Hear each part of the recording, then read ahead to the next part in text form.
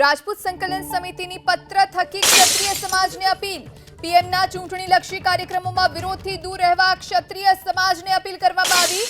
ભાજપ વિરોધી મતદાનની સાથે અસ્મિતા આંદોલન યથાવત રહેશે, આ વાત પણ સંકલન સમિતિએ કહી છે। શાંતિપૂર્ણ લોકશાહી ઢબે ક્ષત્રિય અસ્મિતા આંદોલન ચાલુ રહેશે। ભાજપ વિરોધી સક્ષમ ઉમેદવારને મતદાન કરવા માટે સંકલન સમિતિનું આહવાન। સુરક્ષા જોખમાય કે ખામી ઊભી થાય તેવું ક્ષત્રિય સમાજ વિચારે નહીં। સંકલન સમિતિ દ્વારા આ સ્પષ્ટપણે પત્રમાં વાતનો ઉલ્લેખ કરવામાં આવ્યો છે। રાજપૂત સંકલન સમિતિની પત્ર થકી ક્ષત્રિય સમાજને અપીલ કરવામાં આવી। કરણસિંહ ચાવડા જેઓ રાજપૂત સંકલન સમિતિના પ્રવક્તા છે, તેઓ આપણી સાથે ફોન લાઈન પર જોડાયા છે। કરણસિંહ, આપનું સ્વાગત છે। જે પત્ર થકી ક્ષત્રિય સમાજને અપીલ કરવામાં આવી છે, પત્રમાં કઈ કઈ વાતોનો ઉલ્લેખ કરવામાં આવ્યો? નમસ્તે।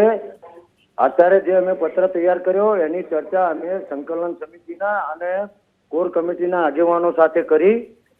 જ્યારે વડાપ્રધાન શ્રી ગુજરાતમાં આવી રહ્યા છે ત્યારે અમને એવી ભીતિ છે કે કોઈ પ્રદર્શન કરે અને અસ્મિતા અમારી ગવાય, એટલે સંકલન સમિતિ આ બાબતે સ્પષ્ટતા કરી છે અને અમે લેટર જે આપને પણ મળ્યો હશે એમાં સ્પષ્ટ જણાવ્યું છે કે હવે વિરોધ, વાંધો, પ્રદર્શન આ બધાનો સમય પૂરો થઈ ગયો।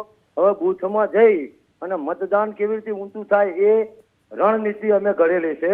એટલે કોઈ પણ પ્રકારની, ના વડાપ્રધાનની જ નહીં, કોઈ પણ આવતા હોય, રેલી હોય, સભા હોય તો એમાં બીજા લોકો, હવે કોઈ રાજકીય પક્ષ પણ આમાં ઇન્વોલ્વ થાય, કોઈ બીજા લોકો પણ ઇન્વોલ્વ થાય તો ક્ષત્રિય સંકલન સમિતિ આ બાબતની આ પત્રથી સ્પષ્ટતા કરવા માંગે છે અને સમગ્ર ક્ષત્રિય સમાજને અમે અપીલ કરીએ છીએ કે આવા કોઈ કાર્યમાં આપણે જોવાનું નથી। આપણું આંદોલન પહેલા પણ શાંતિથી ચાલતું હતું, સંયમથી ચાલતું હતું, એ જ રીતે ચાલતું રહેશે। કાર્યક્રમ ચાલુ જ રહેશે, આંદોલન ચાલુ જ રહેશે, આંદોલન ક્યાંય અટકતું નથી। 7 તારીખના મતદાન સુધી ચાલુ રહેશે। પણ કોઈ કરી જાય અને કદાચ ક્ષત્રિયોના માથે આ વસ્તુ ના આવે એટલા માટે અમે આ વસ્તુનો ખુલાસો જાહેરમાં કર્યો છે અને અમારા સમાજને વિનંતી કરી છે। જી કરણસિંહ, આણંદથી ભાજપ ઉમેદવાર મિતેશ પટેલ જેઓ સાંસદ પણ છે, હવે તેઓ આજે પ્રચાર માટે એક ગામમાં ગયા અને ત્યાં કેટલાક ક્ષત્રિય યુવાનોએ તેમને રોક્યા। ત્યારે મિતેશ પટેલે એમ કહ્યું છે કે જે રાજપૂત સંકલન સમિતિ છે કોંગ્રેસ પ્રેરિત છે, આખું આંદોલન છે કોંગ્રેસ પ્રેરિત છે। મિતેશભાઈ પટેલ એમને જે કામો કર્યા છે ને, મેં તો છાપામાં વાંચ્યું હતું કયા સંસદ સભ્યએ કેટલી ગ્રાન્ટ ફાળવી। મિતેશભાઈ 50% ગ્રાન્ટ પણ ફાળવી શક્યા નથી આણંદ મત વિસ્તારમાં। એમને જો આ કામ કર્યું હોત ને તો એમને આ યુવાનોના વિરોધનો સામનો ના કરવો પડ્યો હોત। એમની ગ્રાન્ટ મિતેશભાઈને પૂછજો।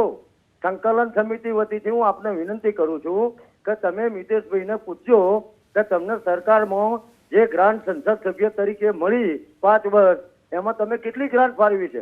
અને એમની જે આ વાત છે કે આ સંકલન સમિતિનું આંદોલન કોંગ્રેસ પ્રેરિત છે, કોઈ પ્રેરિત નથી, બિન રાજકીય છે। પણ રૂપાલાજીની ટિકિટ રદ ના થઈ અમારી માંગણીથી અમે શરૂઆતમાં કીધું હતું કે અમારો વાંધો ફક્ત વ્યક્તિગત પુરુષોત્તમ રૂપાલા સાથે છે।